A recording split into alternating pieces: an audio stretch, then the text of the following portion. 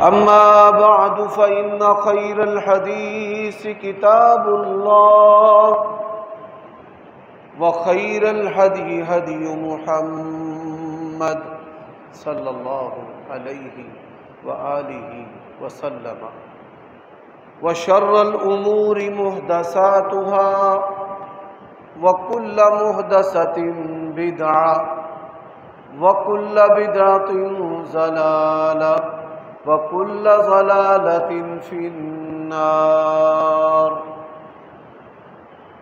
اللهم صل وسلم على نبينا محمد وبارك وسلم وصل عليه.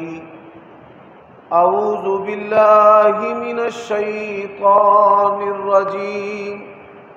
إنما يريد الله ليذهب عنكم الرجس أهل البيت ويطهركم تطهيرا. عیوب اور نقائص سے منزہ اور پاکیزہ تمام قسم کی حمد و ثنا اللہ وحدہ لا شریک لہ کے لیے، اور درود و سلام شفیع للمذنبین خاتم النبیین رسول کریم رؤوف الرحیم صلی اللہ علیہ وآلہ وسلم کی ذات اقدس پر. آج کے خطبہ جمعہ میں جس ہستی اور شخصیت کا ذکر ہونے جا رہا ہے،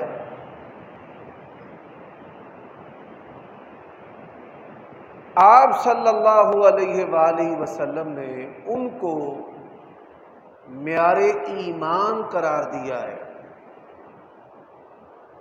لا یبغضنی الا منافق، جن سے محبت عین ایمان ہے اور ان سے کسی بھی قسم کا بغض رکھنا نفاق ہے. ایسا نفاق جس کا اسلام کے ساتھ دور دور کا بھی کوئی تعلق نہیں ہے. میری مراد نبی علیہ الصلوۃ والسلام کے پیارے داماد علی بن ابی طالب رضی اللہ تعالی عنہ. حضرات، آپ اس بات سے بخوبی واقف ہیں کہ نبی علیہ الصلوۃ والسلام یتیم پیدا ہوئے. جب آپ نے دنیا میں آنکھ کھولی،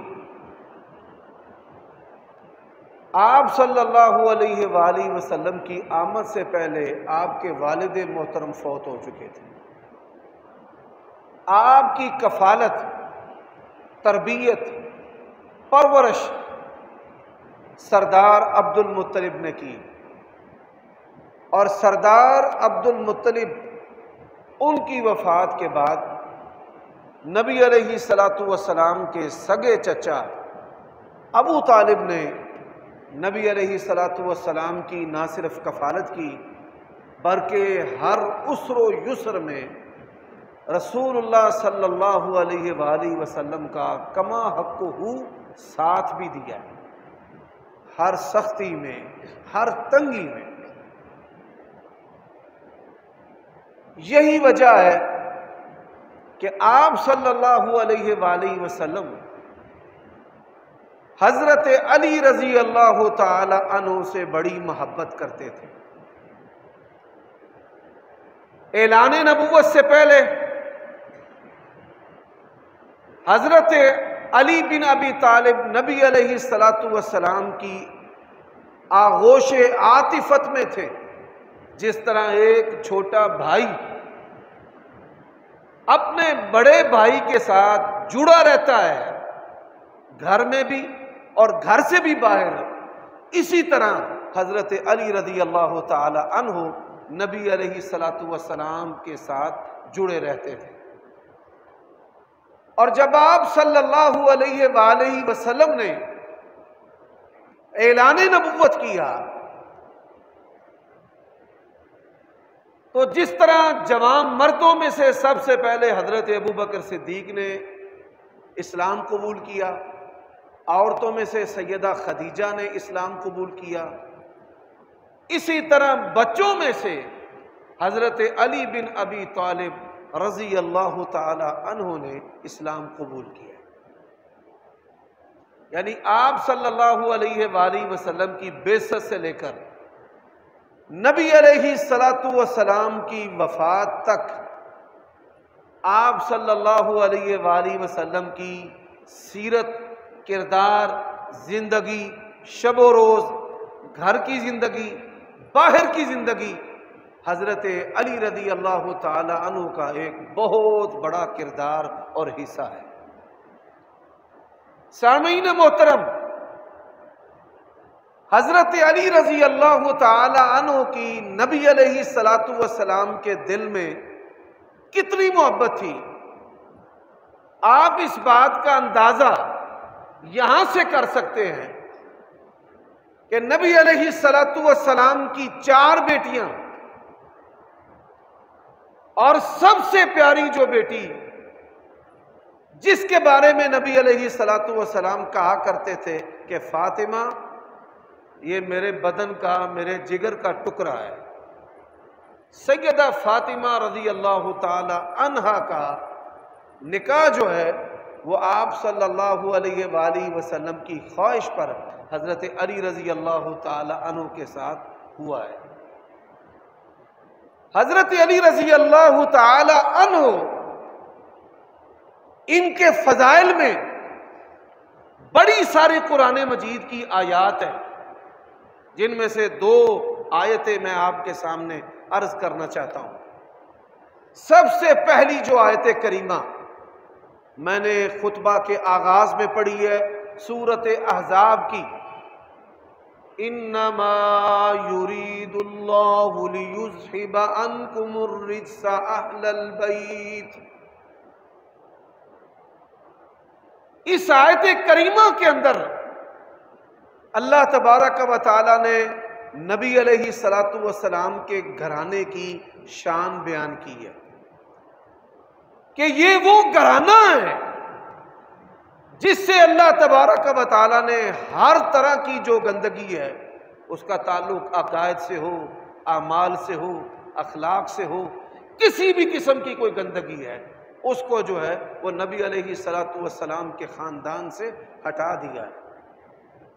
یعنی یہ وہ خاندان ہے جو لوگوں کے لیے رول ماڈل ہے، اور آپ صلی اللہ علیہ وآلہ وسلم سے پہلے یہ شان دنیا میں کسی بھی نبی کو نہیں ملی کہ اس کا خاندان پورے کا پورا جو ہے وہ معیار ایمان بھی ہو اور بعد میں آنے والے لوگوں کے لیے ماڈل بھی ہو۔ قرآن مجید میں کہیں حضرت ابراہیم علیہ السلام کے باپ کا تذکرہ ہے تو کہیں لوط کی بیوی کا تذکرہ ہے، کہیں حضرت نوح کی بیوی کا اور ان کے بیٹے کا تذکرہ ہے، کہیں نہ کہیں کوئی خامی اور بات جو ہے وہ رہ گئی ہے کہ حضرت نوح علیہ السلام اپنے بیٹے کو آواز دے رہے ہیں پدری شفقت کے ساتھ، یا بنی ارکب معنا، اے بچے پیارے بیٹے ہمارے ساتھ اس کشتی میں سوار ہو جا، ایمان لے آ، اللہ تعالیٰ کی توحید کو مان لے۔ اس نے کہا سآوی الی جبل، پہاڑ پر چڑھ جاؤں گا، یاسمونی من الماء، یہ پہاڑ مجھے پانی سے بچا لے گا۔ حضرت نوح علیہ السلام نے کہا لا عاصم اليوم من امر اللہ، آج اللہ کے حکم سے کوئی چیز نہیں بچا سکتی، اگر کوئی چیز بچانے والی ہے تو ایمان بچانے والا ہے۔ اسی طرح حضرت ابراہیم علیہ السلام جو ہیں اپنے باپ سے کتنی محبت کرتے ہیں۔ اللہ تبارک و تعالیٰ نے نبیوں کے لیے کہا ہے کہ ابراہیم کی سیرت کی پیروی کرو، ان اتبع ملت ابراہیم حنیفا، بلکہ نبی علیہ السلام کو کہا ہے آپ صلی اللہ علیہ وآلہ وسلم وہ شخصیت ہے لقد کان لکم فی رسول اللہ اسوۃ حسنہ، کہ نبی علیہ الصلوۃ والسلام کی زندگی آپ کے لیے اسوہ حسنہ ہے، اور نبی علیہ الصلوۃ والسلام کو کہا کہ آپ کے لیے اسوہ حسنہ ابراہیم کی زندگی ہے۔ الا قول ابراہیم لابیہ لاستغفرن لک، فرمایا ایک بات ابراہیم کی اہل ایمان کے لیے نمونہ نہیں ہے، وہ بات کیا ہے کہ حضرت ابراہیم علیہ الصلوۃ والسلام انہوں نے کہا اے میرے ابا، میں آپ کے لیے اللہ کی بارگاہ میں بخشش کی دعا کروں گا، جو مشرک ہے بتوں کا پجاری ہے اس کے لیے بخشش کی دعا کی اجازت نہیں۔ فرمایا ابراہیم کی یہ بات جو ہے یہ اسوہ نہیں ہے، باقی ان کی ساری شخصیت اور سیرت جو ہے آپ کے لیے اسوہ ہے۔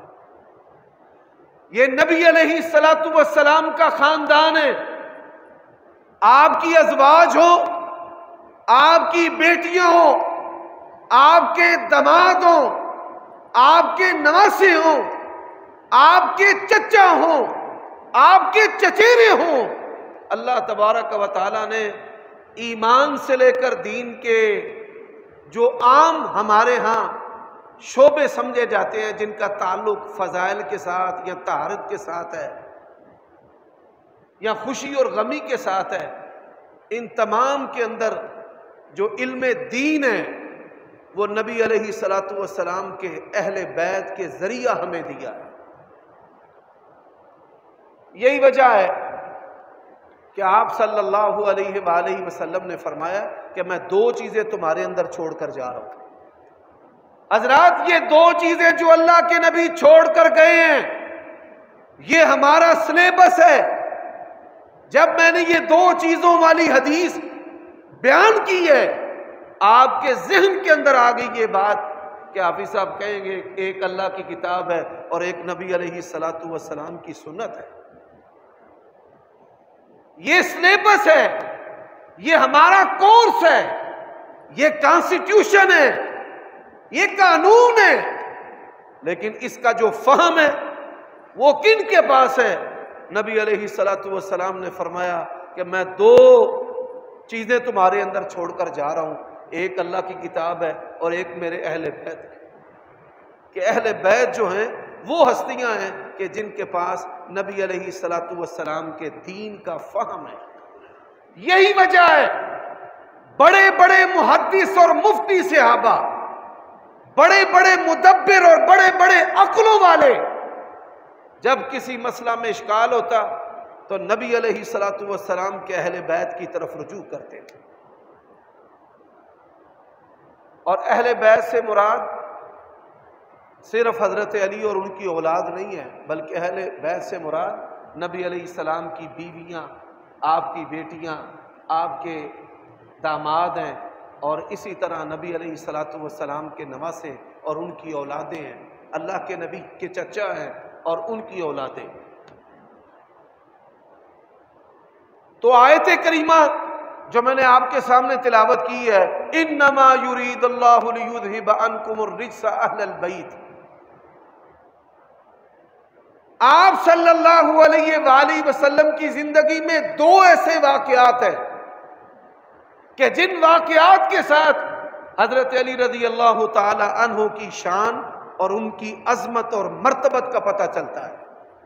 پہلی آیت کریمہ جو میں نے تلاوت کی ہے، آپ صلی اللہ علیہ وآلہ وسلم نے چادر لی اور چادر لینے کے بعد حضرت علی کو بلایا، ان کو بھی چادر میں داخل کر لیا، حضرت فاطمہ کو بلایا، ان کو بھی داخل کر لیا، حسنین کریمین کو بلایا، ان کو بھی داخل کر لیا۔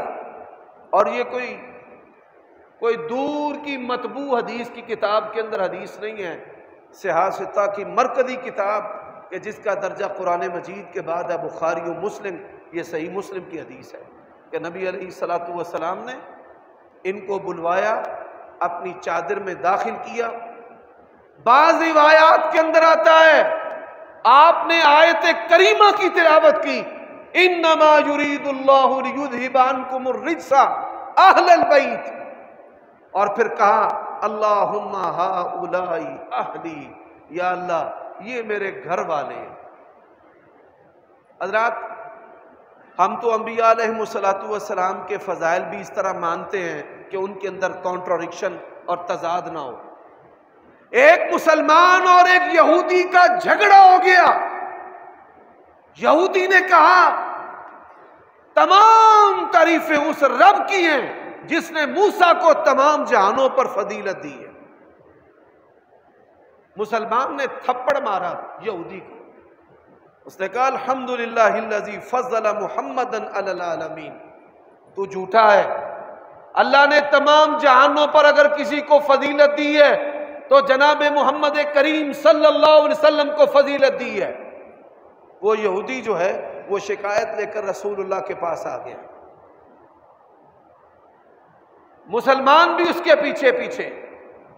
آپ صلی اللہ علیہ وآلہ وسلم نے دونوں کا جھگڑا سنا تو فرمایا لا تفضلونی علی الانبیاء، مجھے نبیوں پر ایسی فضیلت نہ دو کہ جس سے کسی نبی کی اہانت کا کوئی پہلو نکلتا ہو۔ ہم جو ہیں اسی طرح تمام صحابہ کرام کے فضائل جو ہیں ان کو مانتے ہیں، کسی کی فضیلت کو ہم ایسے نہیں مانتے کہ اس کو ہیرو بنا دیں اور دوسرے کو زیرو بنا دیں۔ ہم حضرت ابو بکر کے جو فضائل ہیں ان کو بھی مانتے ہیں، لیکن ان کا ٹکراؤ حضرت علی سے نہیں کرتے، ان کا کوئی آپس میں ٹکراؤ نہیں تھا۔ یہ ساری بناوٹی باتیں ہیں اور یہ دشمنوں نے باتیں بنائی ہیں۔ وہ اللہ تبارک و تعالیٰ کے دین میں تبدیلی کرنا چاہتے تھے، جب انہوں نے یہ دیکھا کہ اسلام کے اندر قرآن اور سنت کے اندر وہ کوئی تبدیلی نہیں کر سکتے، پھر انہوں نے جو دین بیان کرنے والے تھے ان کو داغدار کرنا شروع کر دیا کہ صحابہ کرام ان کا اعتبار، ان کی عظمت لوگوں کے دلوں سے نکل جائے گی اور اس طرح دین بھی لوگوں کے ہاتھوں سے چلا جائے گا۔ اب جو لوگ یہ چادر والی حدیث بیان کرتے ہیں وہ کہتے ہیں جی نبی علیہ السلام نے اپنی اور بیٹیوں کو اس چادر میں داخل کیوں نہیں کیا؟ وہ آپ صلی اللہ علیہ وآلہ وسلم کی باقی بیٹیوں کا انکار کرنا چاہتے ہیں، پھر وہ اعتراض کرتے ہیں کہ آپ صلی اللہ علیہ وسلم نے اس چادر کے اندر اپنی بیویوں کو داخل کیوں نہیں کیا؟ اب اس طرح کے اعتراض کرنے والے وہ یہ بات نہیں جانتے کہ اگر وہ یہ اعتراض بناوٹی بنائیں گے تو ان اعتراضات کی زد میں وہ بھی آ جائے۔ حضرات پہلی بات ہے، جب نبی علیہ السلام نے چادر کے اندر ان کو لیا ہے تو آپ صلی اللہ علیہ وآلہ وسلم کی جو بیٹیاں ہیں وہ دنیا سے جا چکی تھی، صرف ایک بیٹی زندہ تھی، سیدہ فاطمہ رضی اللہ تعالی عنہا۔ تو یہ اعتراض تو سرے سے ہی ختم ہو جاتا ہے۔ دوسری بات، انسان خواتین کے ساتھ ایک دو خواتین ہو تو ان کے ساتھ سفر کر رہا ہے یا کہیں جاتا ہے یا اسے انویٹیشن آتا ہے کہ اہل خانہ کے ساتھ آپ تشریف لے آئیں، اس کا یہ مطلب نہیں ہوتا کہ ہر فرد آپ لے آئیں، بھائی جو میسر تھے وہ لے آئیں۔ ایک عورت بھی ہو تو وہ بھی ان کے لیے بھی لفظ اہل خانہ ہی بولا جاتا ہے، دو ہو تو ان کے لیے بھی اہل خانہ ہی بولا جاتا ہے۔ تو یہ آپ نے کہاں سے ضروری سمجھ لیا ہے کہ نہیں جی نبی علیہ السلام جو ہیں ان کی ہر بیٹی اس چادر کے اندر جو ہے وہ داخل ہونی چاہیے تھی۔ حضرات اسی طرح اگر آپ ان سے سوال کر لیں، حضرت فاطمہ رضی اللہ تعالی عنہا کی دو بیٹیاں تھیں، ایک کا نام ام کلثوم تھا اور دوسری کا نام زینب تھا۔ اس زینب کا تذکرہ اہل تشیع بہت کرتے ہیں، زینب کی چادر کا ماتم بھی کرتے ہیں، لیکن میں ان سے سوال کرنا چاہتا ہوں کیا ام کلثوم اور زینب جو ہیں وہ اس چادر میں تھیں؟ چادر میں نہ ہونے کے باوجود بھی اگر وہ اہل بیت میں ہیں تو نبی علیہ السلام کی ازواج مطہرات اہل بیت میں کیوں نہیں؟ تو یہ سطحی قسم کی باتیں ہیں جو صحابہ کرام کو ڈی گریڈ کرنے کے لیے کی جاتی ہے۔ یہ ضمناً بات آ گئی تو میں نے اس کی وضاحت کرنا ضروری سمجھا ہے۔ حضرات، نجران کے عیسائی نبی علیہ السلام کے پاس آئے، نجران کے عیسائی۔ آج عیسائیوں کے ساتھ ہم مولویوں کا جو رویہ ہے نا، یہ بات سننے والی ہے۔ پاکستان کے اندر جو عیسائی رہتے ہیں، ان عیسائیوں کے ساتھ ہم مولویوں کا جو رویہ ہے، دینداروں کا جو رویہ ہے، اگر یہی رویہ ہمارے اسلاف کا ہوتا، آج آپ اور میں مسلمان نہ ہوتے۔ ہم نے جو رویہ نصرانیوں کے ساتھ، غیر مسلموں کے ساتھ، ہندوؤں اور سکھوں کے ساتھ، عیسائیوں کے ساتھ اختیار کیا ہوا ہے، اگر یہی رویہ ہمارے اسلاف اور اکابرین کا ہوتا، آج میں اور آپ کبھی بھی مسلمان نہ ہوتے۔ یہ جڑا والا جو واقعہ ہے، ایسے واقعات پاکستان کے اندر رونما ہوتے رہتے ہیں، اور جو نام نہاد عاشق ہیں، جو کسی کی جان لے کر جنت میں جانا چاہتے ہیں، ان کے لیے حضرت علی کی سیرت ایک پیغام دیتی ہے کہ نبی علیہ السلام نے حضرت علی سے کہا تھا، حضرت علی کا دل بڑا کرتا تھا میری تلوار ہو اور دشمنوں کے سار ہوں، اللہ کی راہ میں لڑتا رہوں، کافروں کو قتل کرتا رہوں۔ نبی علیہ السلام نے فرمایا، علی، اگر اللہ تعالیٰ تیری وجہ سے ایک بندے کو ہدایت دے دے، یہ تیرے لیے سرخ اونٹوں سے، دنیا کے بہترین مال سے بھی بہترین۔ کوئی بچہ بھی گن اٹھائے گا اور وہ تڑ تڑ کر کے چلاتا جائے، بندے مارتا جائے۔ آج لوگوں نے اسلام کی خوبی اس کو بنا لیا ہے، اسلام زندگیوں کا ضامن ہے۔ اسلام جو ہے وہ کیا کہتا ہے کہ اگر ذمی کو، کسی غیر مسلم کو ناحق قتل کیا ہے تو جنت کی خوشبو بھی نہیں پائے گا۔ اسلام یہ کہتا ہے کہ اگر کسی بندے کا ناحق قتل کیا اور قتل کے اندر روئے زمین کے تمام لوگ بھی شامل ہوئے تو اللہ فرماتے ہیں مجھے اس بات کی بھی پرواہ نہیں ہے، میں سب کے سب جو ہے وہ جہنم رسید کر۔ آج کوئی بھی بندہ اٹھتا ہے، وہ محبت مصطفیٰ کے نام پر مسلمانوں کا، غیر مسلموں کا قتل کرنا شروع کر دیتا ہے۔ میرے بھائیوں دوستو، یہ ایک انتہائی حساس چیز ہے۔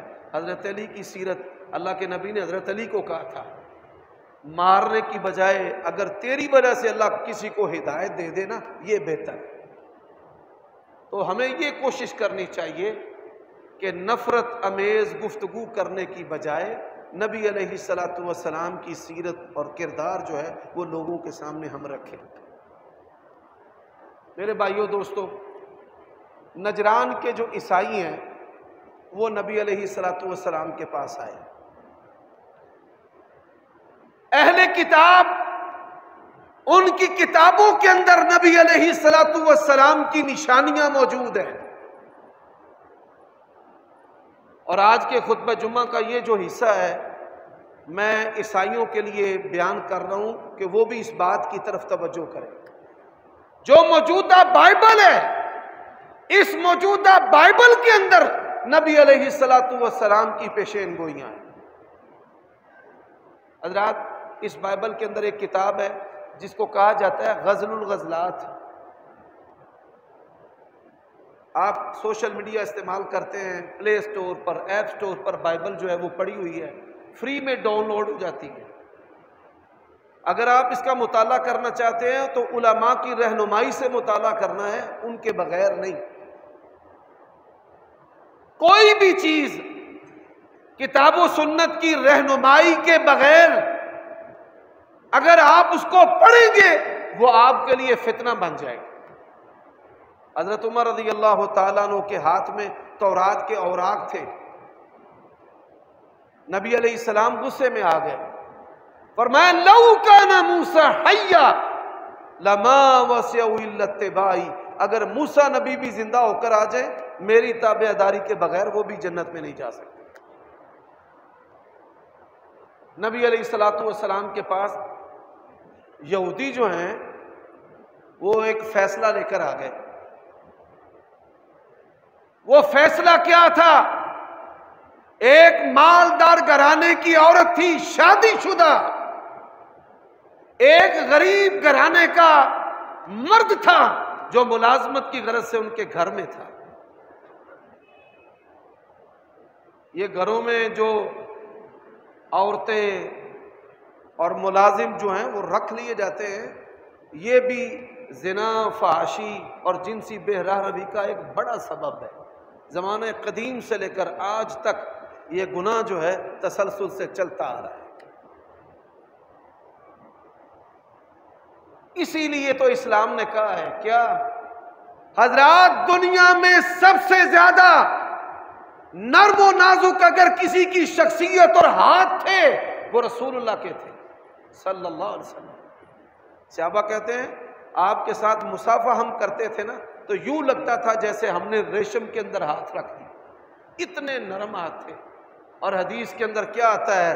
اللہ کے نبی اپنے کام خود کیا کرتے تھے۔ صحابہ کرام آپ پر فریفتہ تھے، مر مٹتے تھے، لیکن کیا وجہ ہے کہ آپ ان سے خدمت لینے کی بجائے اپنے کام جو ہیں وہ اپنے ہاتھ سے کیا کرتے تھے۔ حدیث میں صرف یہی نہیں آتا بلکہ آتا ہے کہ اللہ کے نبی علیہ الصلوۃ والسلام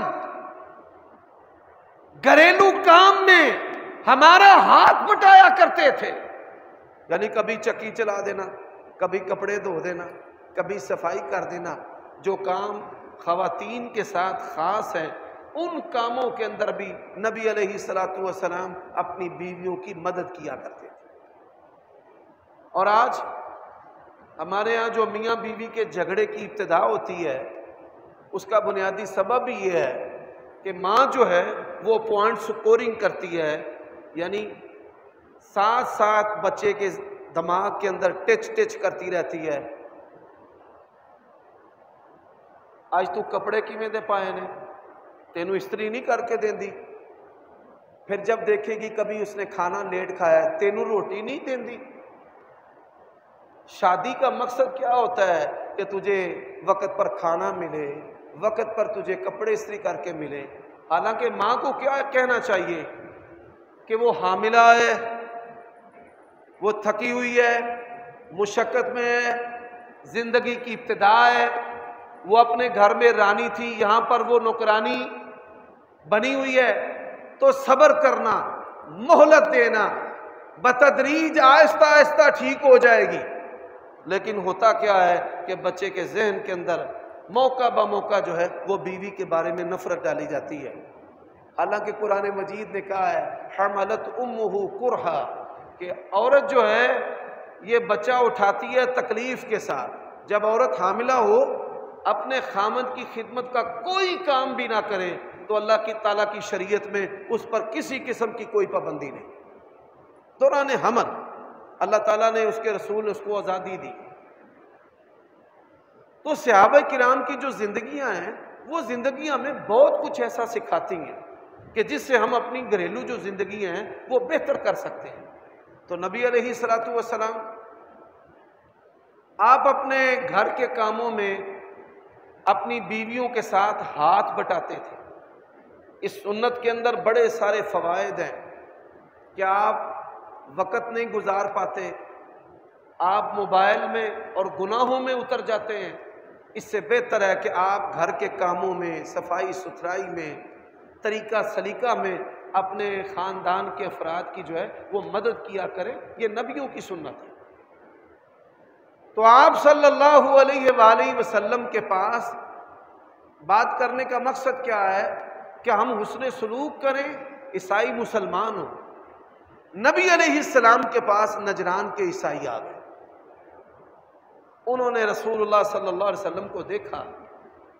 ان کی کتابوں کے اندر نبی علیہ السلام کی بشارت ہے، موجودہ بائبل کے اندر بشارت ہے، اور بائبل کی کتاب غزل الغزلات کے اندر حضرات یہ بات لکھی ہوئی ہے، وہ کوہ فاران سے جلوہ گر ہوگا۔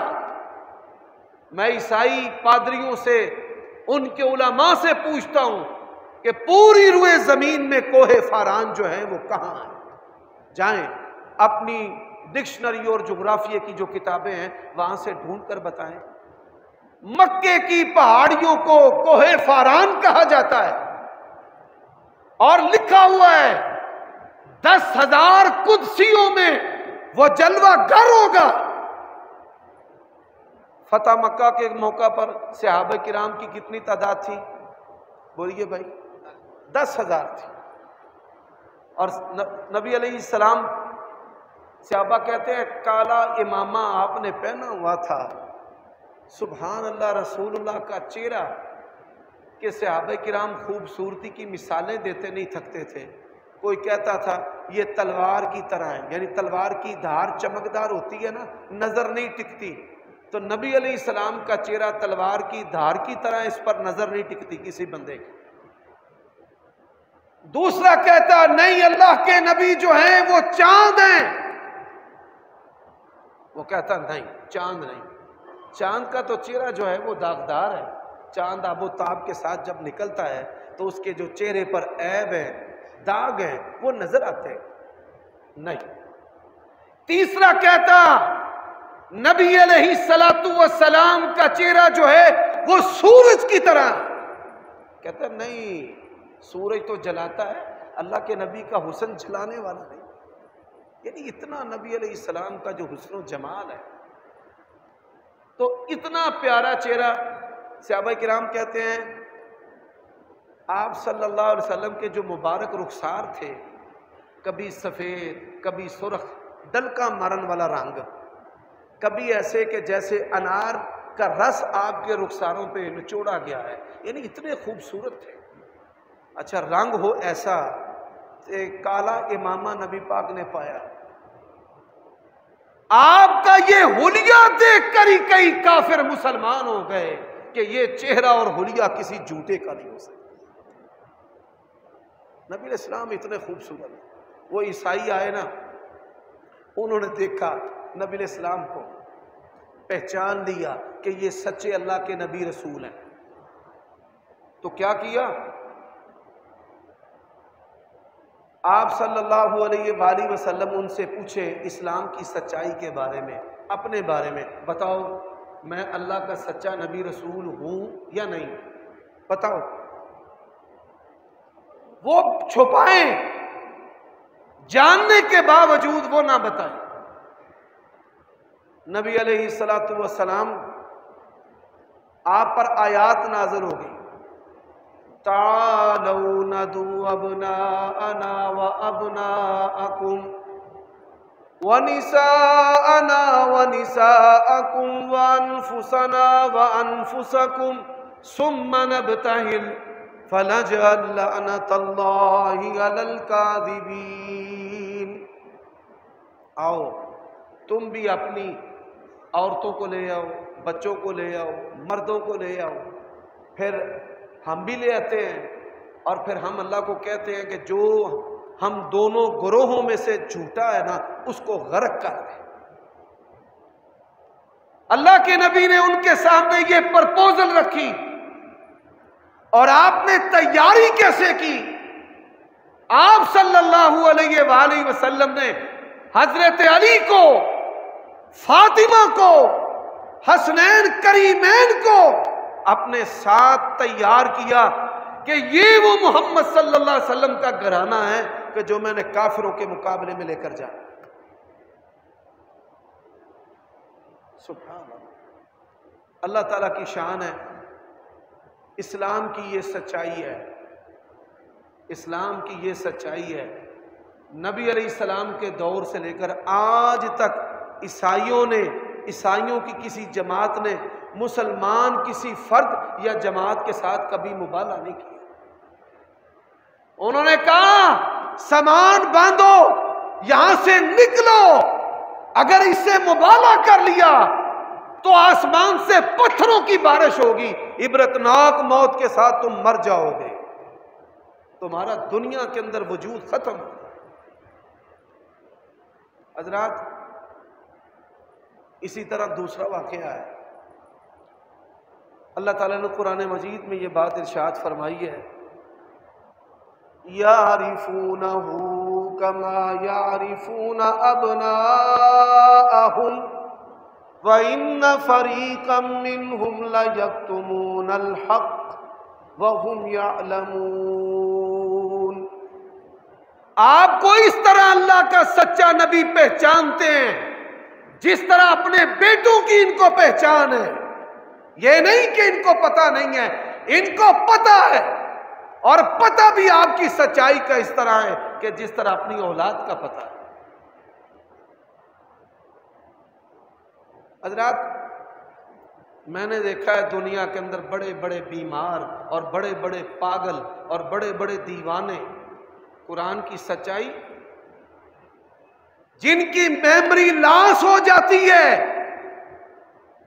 انسان کے دماغ کے اندر دو قسم کی یادداشت ہے، ایک شارٹ اور ایک لانگ، زمانہ ماضی سے جو تعلق رکھتی ہے، جو دن سے تعلق رکھتی ہے۔ بڑے سارے بیمار ایسے ہوتے ہیں، لوگ کہتے ہیں یہ ڈرامے بازی کرتے ہیں، ایسا نہیں ہے۔ پرانی باتیں ان کو ساری یاد ہوتی ہیں لیکن روزمرہ کی باتیں ان کو یاد نہیں رہتی۔ ہر چیز کئی لوگ بھول جاتے ہیں لیکن ایسے حالات کے اندر بھی اپنی اولاد کو وہ پہچانتے ہیں کہ یہ میرا بیٹا ہے۔ ان کو پتہ ہوتا ہے کہ یہ میرا بیٹا ہے، یہ میری بیٹی ہے۔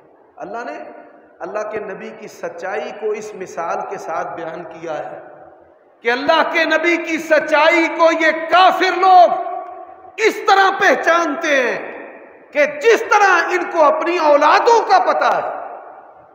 انسان اس کو پتہ ہے کہ یہ میرا باپ ہے، یہ میری ماں ہے۔ آپ کو ایک بات آج بتا دینا چاہتا ہوں،